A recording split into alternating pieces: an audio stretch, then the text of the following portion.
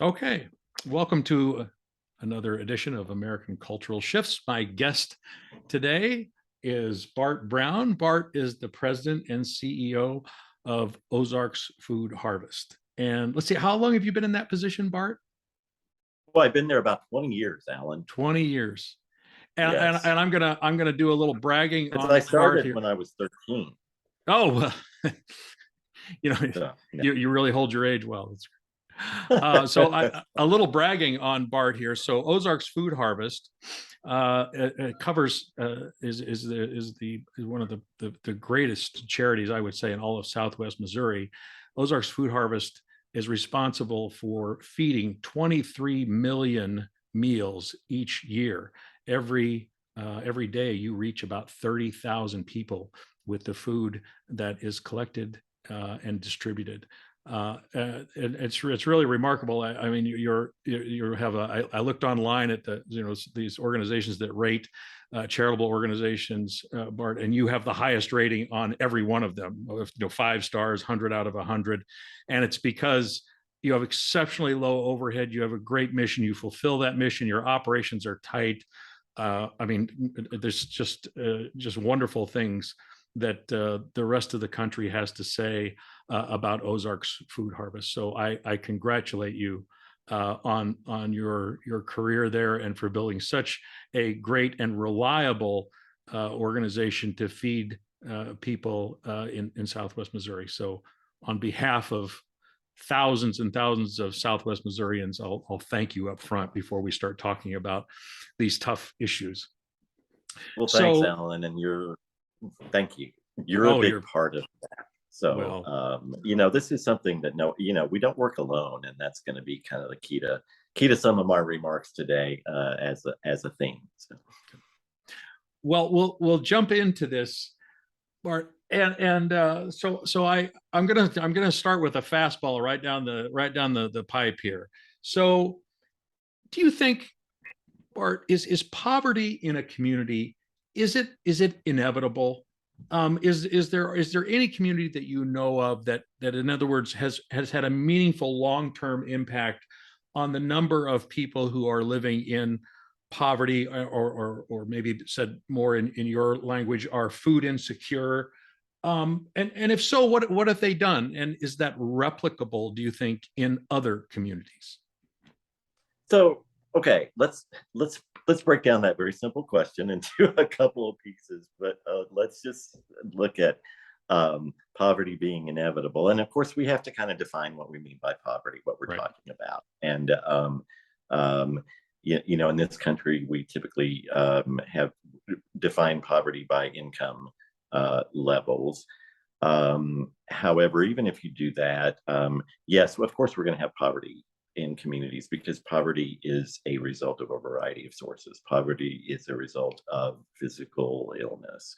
Poverty is a result of abuse. Poverty is a result of neglect. Poverty is a result of a million different circumstances that are beyond a control of that. Now, if you talk about hunger or giving people access to food, then yes, we can talk about making some strides there. So, how we reach people in poverty perhaps is a better way to kind of approach this question. So, lots of different ways to define poverty, but what works, what doesn't in terms of providing food.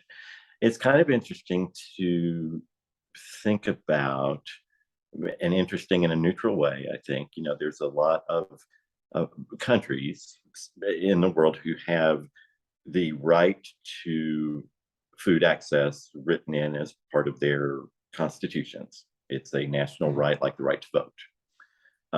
And the United States is an exception to that rule. That is not a guaranteed right in our country. It just isn't. And in the past, there had been some efforts to bring, in the 30s under the Roosevelt administration, there was an effort to kind of write that in as a separate amendment, and that didn't go through. But we had some of the federal aid programs that came about as a result of trying Mhm. to get that done. Okay. So there's if we look at how can we solve food insecurity, it always in the communities that I see. I'm going to take a Hickory County in our service area. There's a little town called Wheatland, and Yep. there's an organization called Hickory County Cares, and they have cut their food insecurity over the past, I'd say, over the past 10 years by about 25%. They've made a huge dent in that, and it's always, and I can say this in other counties too, and we've had some success in Greene County as well, but it always comes down to the same thing.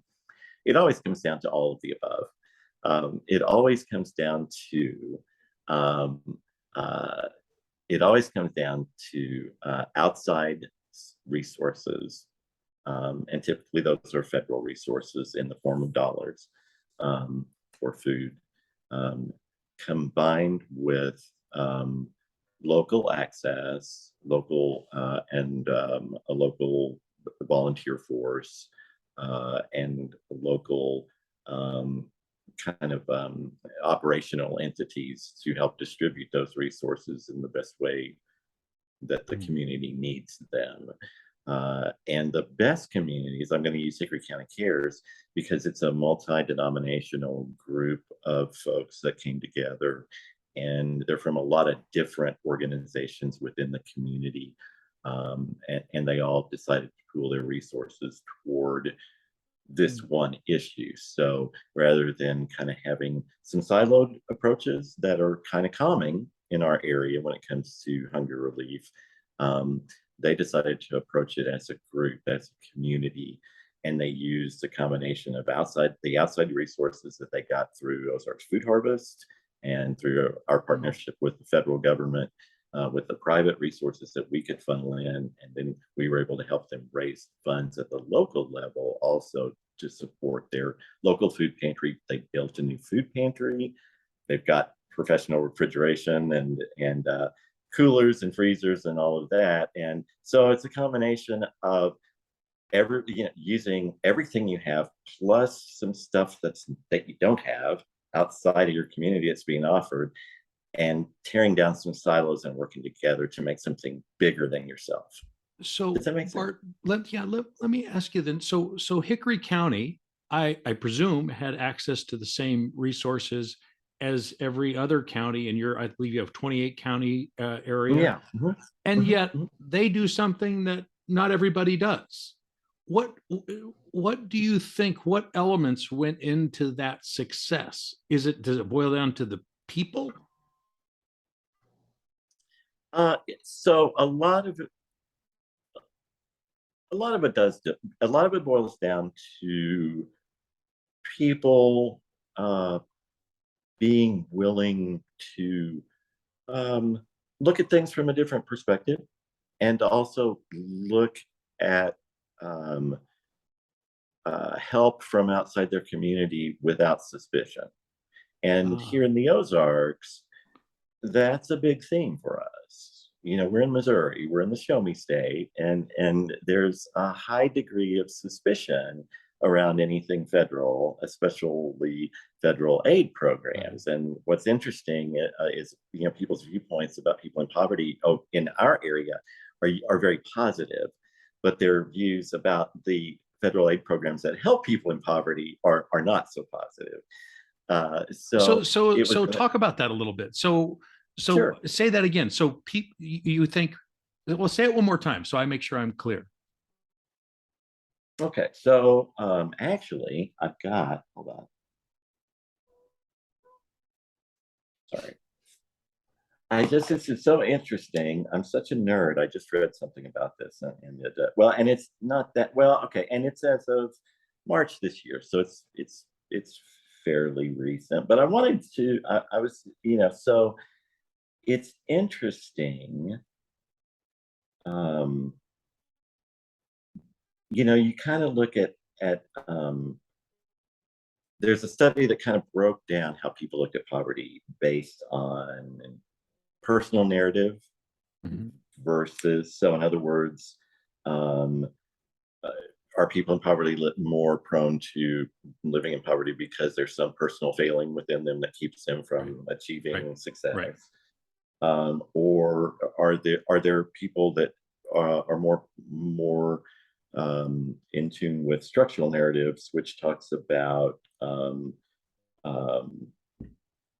the difference in the terms environment, of, the community yeah, that's the around them. environment, the Right. community, all of that, and then there's a whole evaluation of people about how different groups feel about exploitation of aid project, federal aid, and how people feel about that, and then also how people felt about um, meritocracy or just the American dream.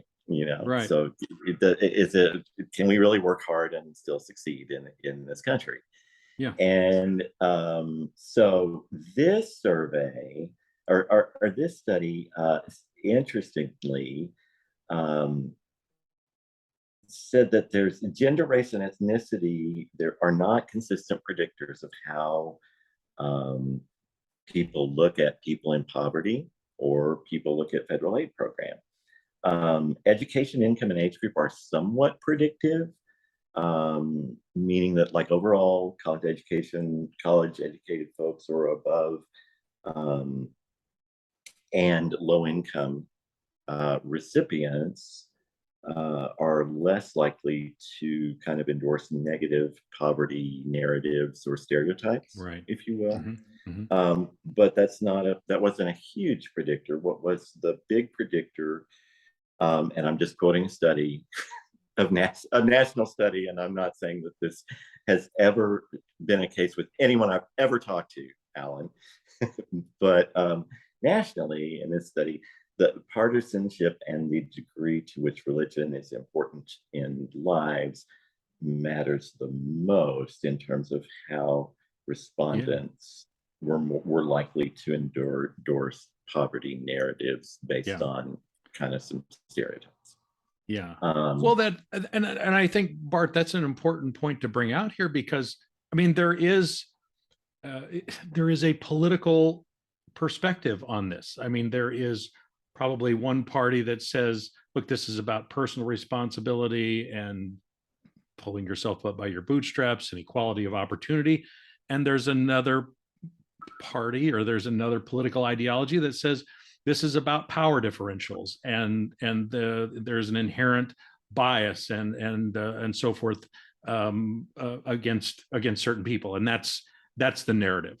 And I mean, that's true. I'm sure it came out in that study, like it comes out in most studies, that I mean, people do view these things very, very differently depending on where you sit on that political spectrum, I guess. And so, yeah, those were the two things that were kind of predictive, and then the thing that those were the two big predictors around the concern about welfare exploitation, as they called it, or social services. And then interestingly, the only one that age was the factor was the American dream kind of belief, in terms of there was a little higher percentage of older respondents who believe that anyone can attain the American dream. And so that's all very interesting in terms of so it makes our communication job interesting, because what we find nationally, and what this kind of bears out locally too, is that people are very empathetic about people's struggles. They're very empathetic about people living in poverty. They are not as empathetic about the structures used to address poverty, which is very interesting. Even when, like, we'll talk about the SNAP program, or the federal food stamp program, and that was started back in the 30s by the Roosevelt administration as a response to the Depression. It was food stamps, right? Food stamps, yes. Yeah, that's what it was food called stamps, back. And then it was made permanent in the in the 50s, and by 1964, I believe, hunger in America was largely was not the issue that it was now. It was largely an issue that was being addressed by the food stamp program. And then we had some changes in administrations. We had a president that was assassinated, and we had a push for less investment in large government programs, smaller infrastructure investments. And so those investments in that program shrank dramatically. And as a result, hunger in America started to go up. There was a number of ways then to kind of address that,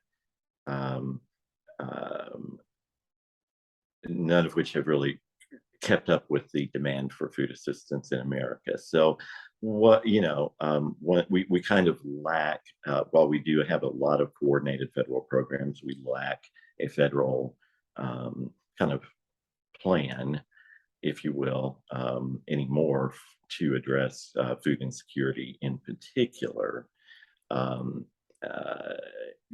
And we have been successful. And I was listening to one of your earlier podcasts about race and about the 1965 study about welfare recipients and the misconceptions that came from that. And that really is where we got the whole welfare mom misconception. And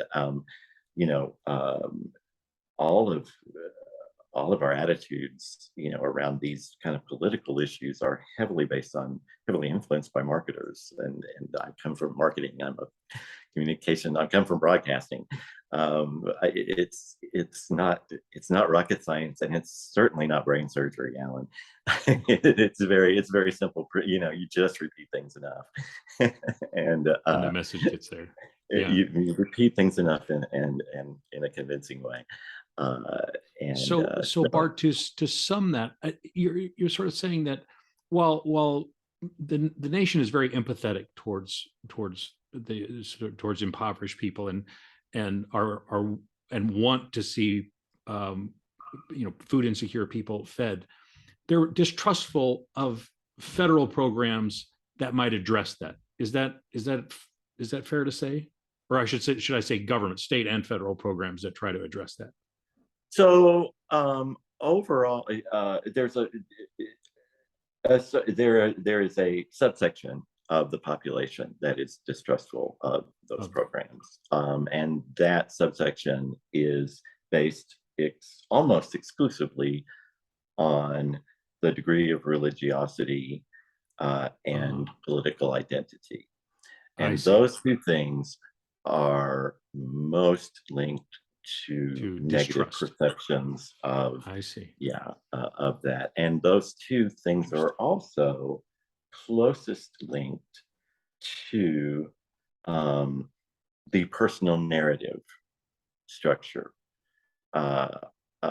tale, that poverty is personal in nature because there's something inherent in you that's not doing something to get out of poverty.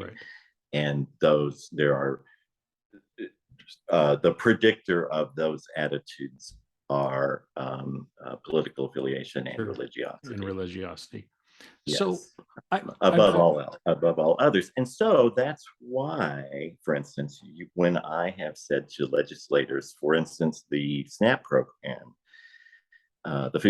which is the program that used to be food stamps, and it provides folks with money to buy food at the local grocery stores within income and family guidelines. It's got a less than a 1% fraud rate, and it has maintained that since the early 2000s. And certainly electronic surveillance has made that really easy. But at one point, there were 100 undercover SNAP agents that were across the country just looking for SNAP fraud. And I know. And interestingly, the only documented interest in, incidents of SNAP fraud involved small, independently owned retailers who were like paying 50 cents on the dollar for folks, to get their to get to. And so, Okay. so anyway, long story short, when I say to legislators, um, this is the SNAP program is a great success story of how we can really efficiently leverage tax dollars, because we know it works, and it's less than a 1% fraud rate, and it generates, for every dollar invested, it generates $1.86 in income. Or I'm making that up, but it's more than, it's an efficient investment. And depending on the legislator I'm talking about, too, I will either get a response of, oh, that's great, or, well, we need to get to that 1%, don't we? And so you have a situation where, especially now in our current, and I think your podcasts are kind of getting to this, where facts don't necessarily matter. Yeah. So our communication folks are talking about, how do we get facts across in an emotional way? Yeah. Yes. Because if you're not going to recognize facts, it makes it very difficult to communicate a message. Yes, we have largely become ideologues and not empiricists.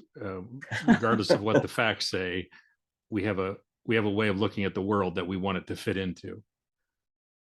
So, Bart, I want to circle back to this, but I want to pick up on something that you said about religion, and I had been looking at this a little bit.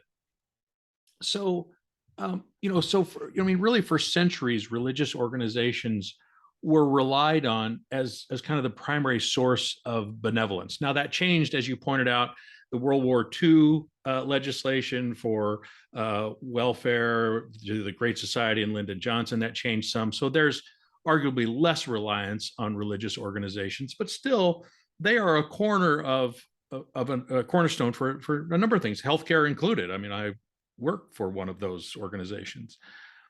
But my question to you is, so religiosity is on the decline in the U.S. And now I think the number is less than 1 in 3 people attend some type of religious service on a regular basis. But with that decline over time, and that's also, it's accelerated probably in the last 20 years, certainly in the last 15 years. Are you seeing less charitable giving towards, say, Ozarks Food Harvest, or less charitable giving in general? Or do you notice that? Are the churches as involved? Now, I will grant that we live in Southwest Missouri, which is, I don't know, probably a lot of places are called this, but the kind of the Bible buckle belt of the country. But so maybe not as present here. But do you have a sense of that, both locally and then maybe what's going on nationally? Sure. I think you're right. I think I read a report where we have more churches per capita. No, more churches per square mile. It was like a big number anyway than anybody in the country. So so we've got, we have a lot of the faith. This is a religious area that we live in. Yeah. And your question is, have we noticed a decline in financial or people support from charitable giving? And one thing, kind of, for that's a good question for me to answer to you, because it kind of clears up a little bit of a misconception about Ozarks Food Harvest and what we do. But we actually, we supply food and money and other resources to a network of hunger relief charities, and about 60% of them are faith-based charities. But we are the ones donating to them. Oh, really? So about 70% of our resources annually go to faith-based charities in the form of in the dollar value of the food that we deliver to them, and our delivery expenses to them, and the grant opportunities that we give them, and to the training that we give them. I see. You Now, said 70% of those of the organizations you work, or 70% about of the food that you donate goes through one of those religious organizations. go through faith-based organizations, and overall, we provide about 70% of a typical faith-based organization's food. So that might be a bit of a misconception, or I mean, that might clear up a little bit of a misconception about who's supporting who. But less than, so if you look at our financials in terms of our donations, and this has really always been the case since I've come on board, if you look at just giving from organized churches, that's about 1% of our annual support, and that's been steady over the last 20 years. So that has not declined. So it has not declined. And here's what I do see, and we don't see it in Springfield, but here's what we do see in the rural service areas, is that those small rural churches are no longer, or some of those are going away because they're just aging out. And they don't necessarily have young folks that are replacing the older folks in the congregations. And in a lot of our rural areas, most of the populations are driving somewhere else to go to work. So they're driving into Springfield or a feeder area, and then driving back home. And there's just not the local infrastructure or local support for, small hometown churches that's perhaps, I think, that I grew up with. I'm 63, so those kinds of things, they just don't have the resources that they used to. And what we find is that, a lot of our support, we have a whole staff of people that do nothing but go out on the road to the agencies on the ground and help them do their jobs, and help them with their distributions, and help them with their reporting, help them with distributing fresh produce. And the reason that, and we have had to up our budget on that significantly as an operational expense, because these folks are older and they need more support and they need more help. And there's not everybody else is working, and they're working outside of the community. So there's no one else to help them. So sometimes, Alan, we're literally holding a mouse for, a volunteer at the food pantry, showing her how to order food from us. My goodness. That's really interesting. So the flow of money and donations is strongly from Ozarks Food Harvest to the churches, with a little bit of giving back, you might say. But that's so interesting, Bart, that I didn't realize that those religious organizations in the smaller towns were sort of suffering like that they just don't have the young people to replace them. That also leads into a topic I wanted to talk with you a little bit about, and that is, sort of, there is this school of thought, Bart, that our younger generations, so the Gen Z and the millennials, they seem less hopeful than prior generations. They're not having as many children. They don't marry as often. When they do marry, it's later in life. They have less wealth at the same age as their parents or grandparents had at that time in life. And so do you buy into that is the younger generation, are they a little less hopeful? And I'm bringing this back to what you're saying here, in that they're not involved in the churches as much, which may be a separate religious topic. But do you sense from the younger generation that they have hope that they're going to improve their lives, either from an economic or social or spiritual perspective? Do you have a sense of that? Yes, I do, and I don't really buy into that. First of all, as a professional communicator, there is such a dearth of really good. There's such a dearth of research about any of this baby boomer, millennial, any of these characteristics, really, because Okay. these were made for marketing firms back in. I mean, in the baby boomers, that was made for an advertising agency, and so it's almost you. I mean, I'm. This is just my opinion. But it's almost like a horoscope where you can just assign random personality traits to different age groups sometimes. Right. And so I think people are much more affected by circumstance, and what's by circumstance in society and what's going on around them. So I am 63. I knew people, my great aunts and my parents, who lived through the Great Depression and through World War II, and they were the same young people at 20. And here's the thing: I'm remarkably lucky because I grew up with people that were eccentric enough to remember exactly what they were like when they were 20. And I think that's a lot of our problem in this country today, Alan, is that we have selective memory. But I think people are remarkably the same at 20 as they were in Shakespeare's time. I just do.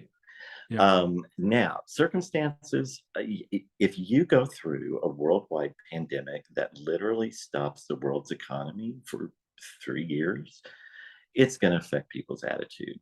Sure. All over. And if you are coming of age during that time, then sure, it's going to affect your attitude. Right. But the last thing, okay, so I read just something, I can't find it again, but and it's a really tiny study, but I was looking for something that was like a little bit past the pandemic, because that's pretty obvious. And it said that 54% of young people were putting off having kids just because they wanted to do their own stuff.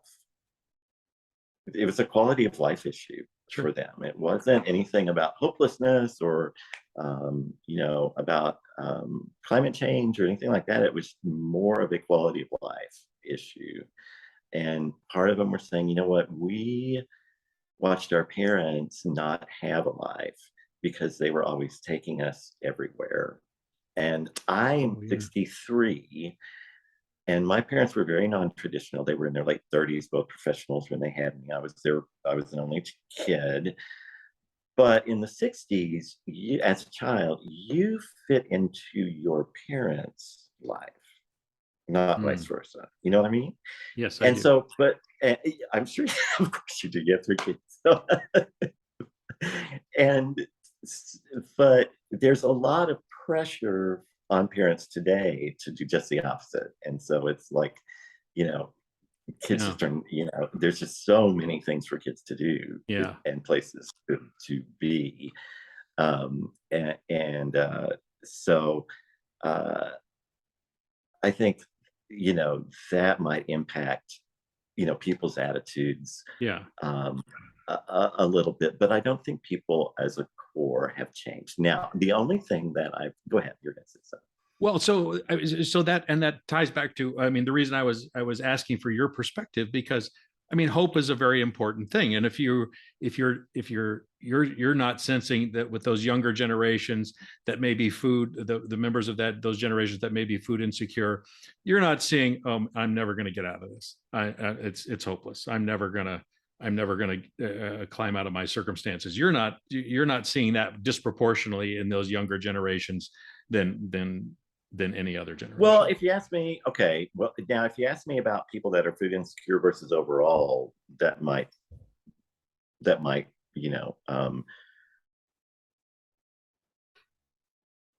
don't know. That's a good question. I was just answering it from the just the generational perspective. The generational perspective. We have to have a whole different conversation about the attitudes of generational poverty versus middle class and that, because there is a hopelessness not a hopelessness, but a survival pattern that, the kind of the rules of generational poverty and surviving in generational poverty are very different from the rules of generational middle class or generational wealth. And so part of the rules of generational poverty, how you survive, is through relationships, and relationships are key, and people are key. Because you don't have things, you don't have possessions, you don't have any. So it's people and relationships. And what happens if you what happens if you're attempting to go from generational poverty into the, say, middle class, is that oftentimes you have to leave relationships behind.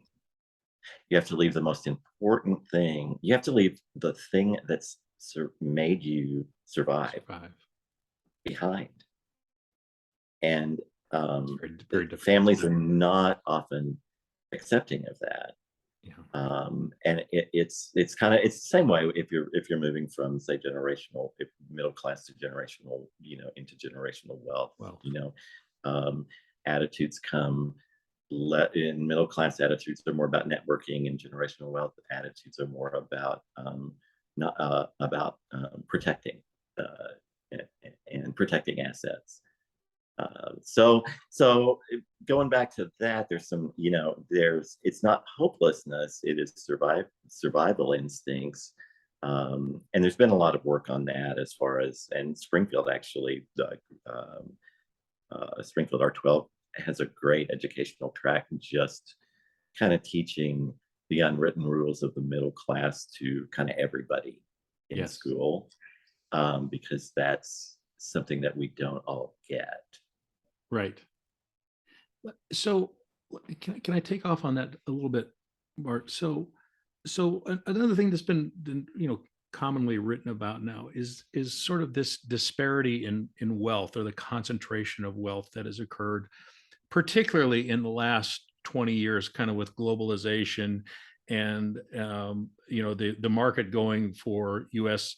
companies from 330 million Americans to really the world, and that has just been remarkable. And the marginal cost of a software program, for example, is essentially zero. I mean, you sell one copy, the costs are roughly the same as if you sell a million copies. But that results in this concentration of sort of uber wealth. And so my what I'm wondering, do you see that concentration of wealth, and we probably see it in our community here, although not perhaps as much as they might say on the coast.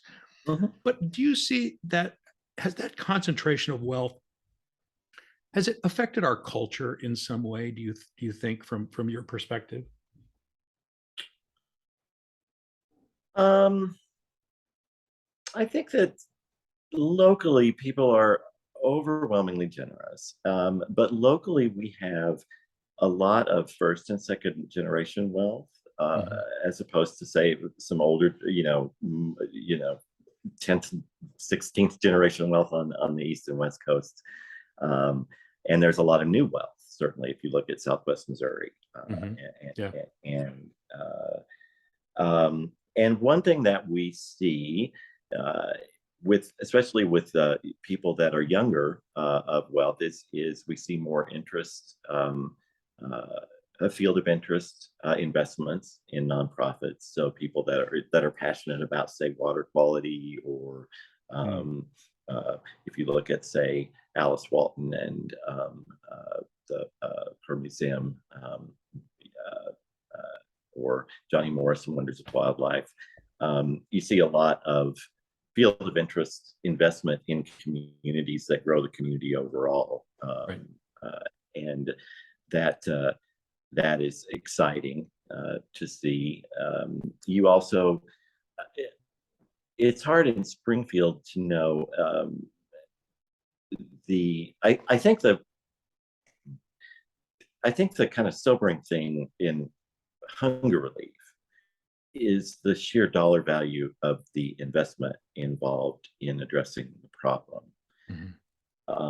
And I don't think people realize that. And it's kind of like we talked about, Ozarks Food Harvest, that's actually providing about 70% of the support to the faith community that's serving a third of the state of Missouri. So Very much it's us providing, 20, $30 million of support every year, and getting more of that.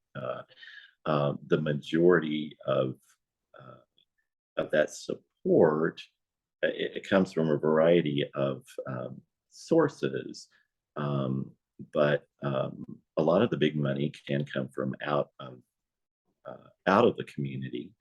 And as far as the food resources itself, the actual delivery of, if you look at school breakfasts and lunches and the after school feeding programs done by Ozarks Food Harvest and YMCA's and schools, um, if you look at WIC, if you look at SNAP, if you look at the USDA products that the government purchases for food banks like Ozarks Food Harvest to distribute, um, then if you took all that away, you're taking away 97% of your resources. So the reality, the facts are, it's a larger problem than local communities can often address themselves. And the best thing that we've seen happen is when local communities use a combination of outside resources and local resources, and break down barriers, and break down silos to actually have organizations work together, toward some common goals.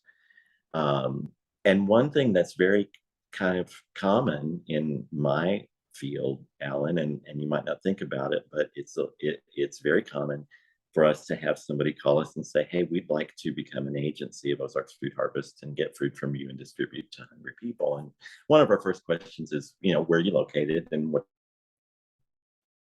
the nearest food pantry or agency to you?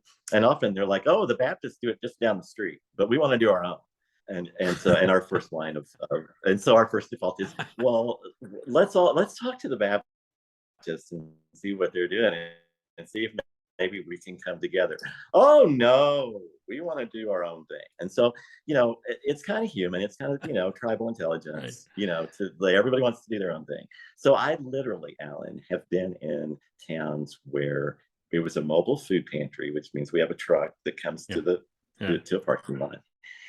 And the met, and I'm just going to leave the denominations out of it, but one denomination of volunteers were on one side of the mobile food pantry truck, and the other were on the other side.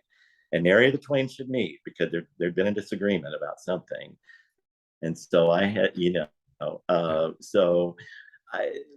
the biggest, I think the tribal thing that we still experience is probably our biggest, the biggest opportunity we have. Yeah. No, that's very interesting. I'm glad you shared that story. I had wondered, Bart, in this era of sort of this polarization, if you will, or a concentration of wealth, because you have a very unique position. You work with both, obviously, large donors, and you work with, of course, many people who are poor and food insecure. How do you sense that those two, how do they view each other? How do they, do you talk with them about that? What's your sense of how they think about each other?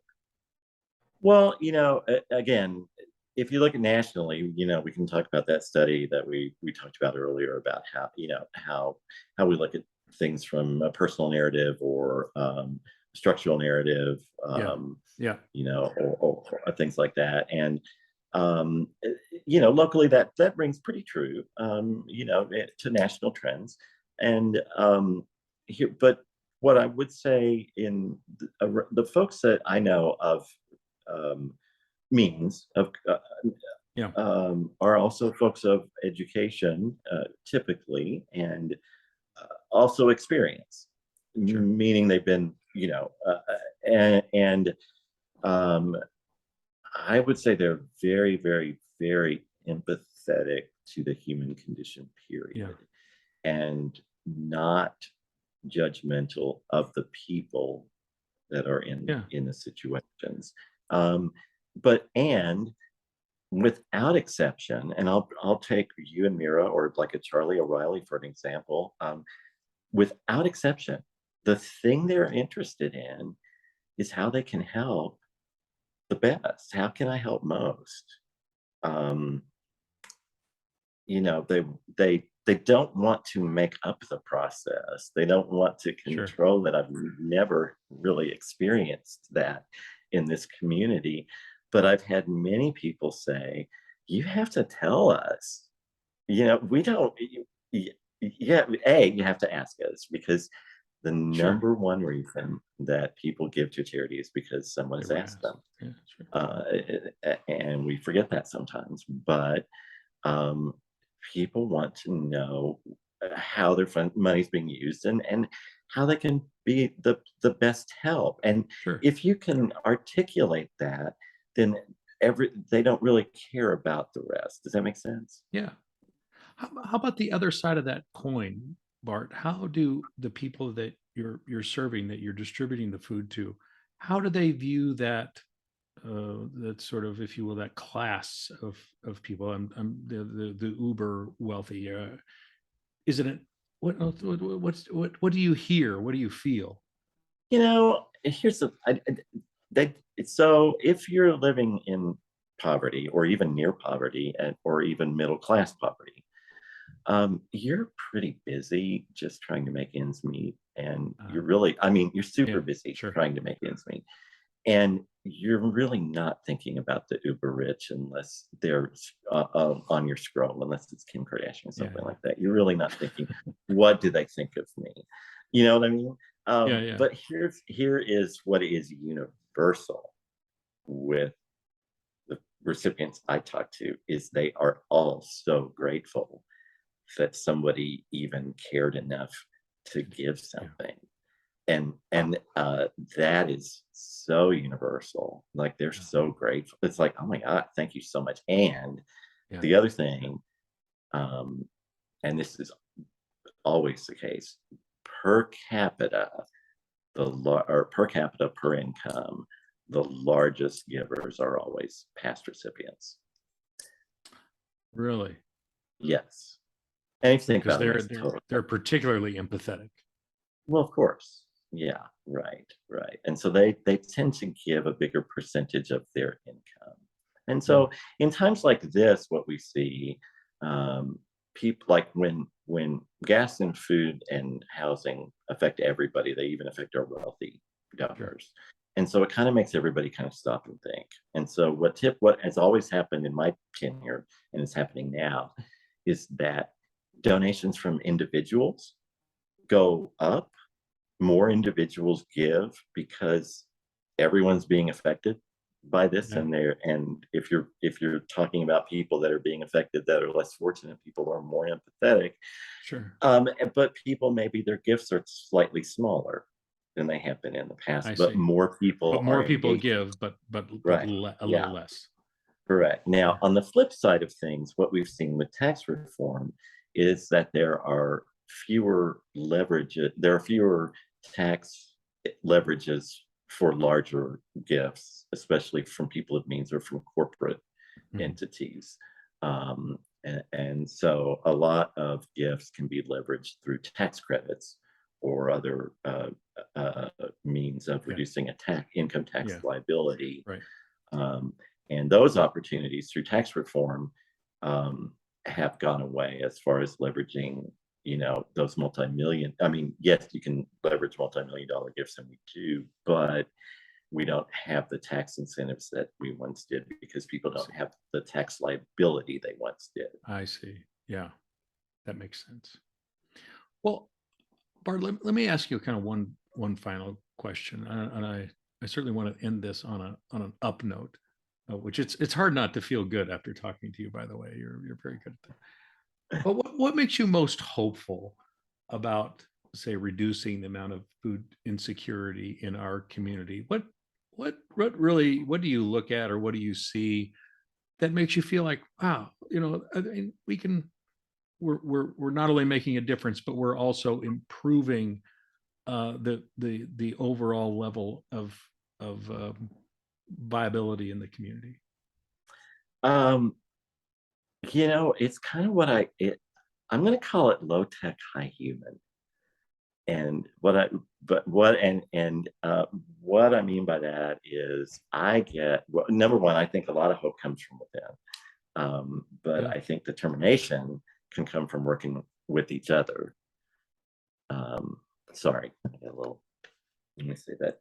I really do think that hope comes from within, and determination can come from working with others. But so there are so many things that give me hope because so many people I get to talk to every day.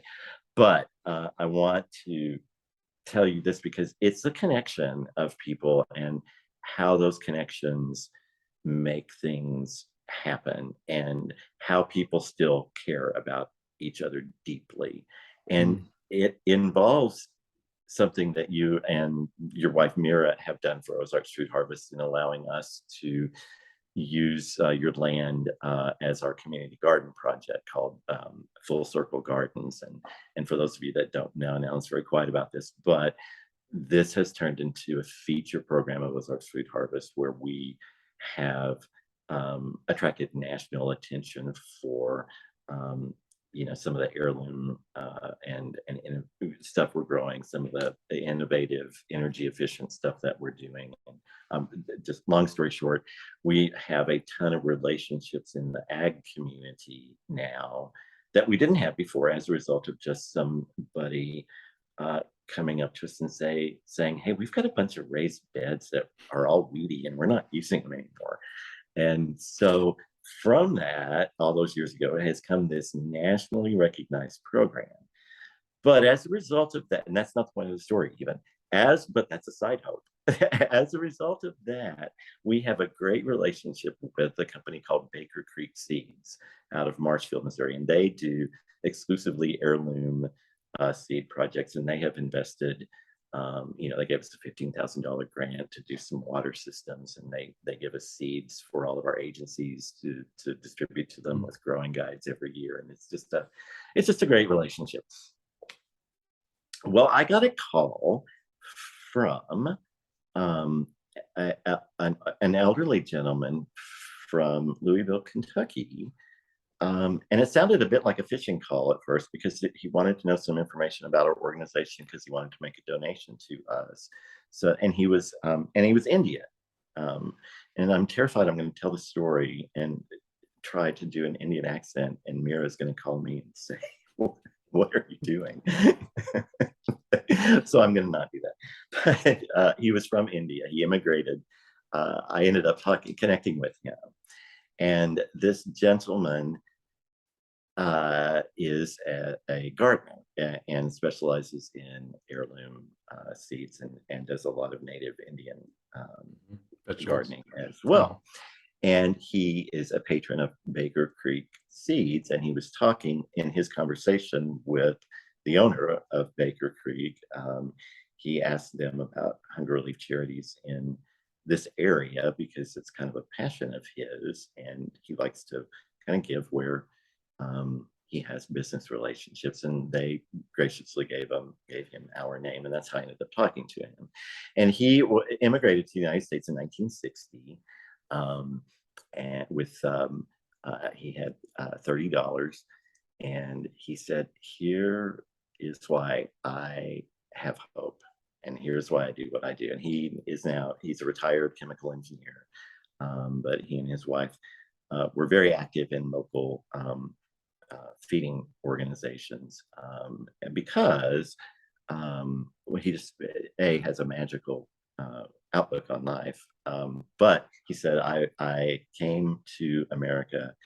I had been traveling for 3 days from India, and with $30 in my pocket, I was literally so physically, I'd never been physically that exhausted or that hungry. And I remember getting out of the gate, and they were selling hot chocolate there, but it was 30 cents a cup, which was, he goes, I just couldn't even think about it with only $30 in my pocket, and there was a lady that was immigrating from France next to him, and she saw him looking at that hot chocolate, and she said, "I'm going to have a cup of hot chocolate. Would you like one too?"